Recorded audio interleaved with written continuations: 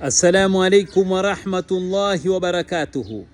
Qala Rasulullahi sallallahu alayhi wa sallam, la yahillu lirajulin an yahjura akhahu fawqa thalatha layalin.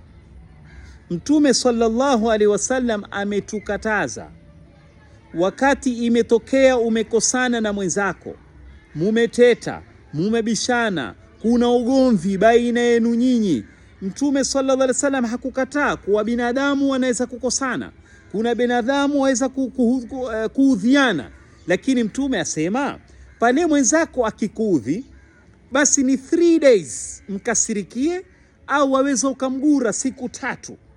Hutaki kumuona, basi iwe ni siku 3 tu. Baada ya siku 3 fanyeni mpango wa kusuluhisha matatizo yenu. Kwa hivyo hakuna kugurana baada ya siku 3.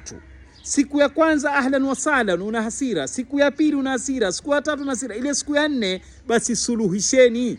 Na mfano huu wachukulia pia katika ugomvi baina mke na mume. Mumeo amekuudhi au mkeo amekuudhi, basi ni siku 3 tu. Baada ya siku 3 kufuriana, inaofuata siku 4 lazima musuluhishe. Mtume amekataa baada ya siku 3, ni maana ni ushetani sasa huo unaoingia na kutazaa chuki, na chuki ile italeta mpaka uhasidi baadaye. Wassalamu alaikum wa rahmatullahi wa barakatuh.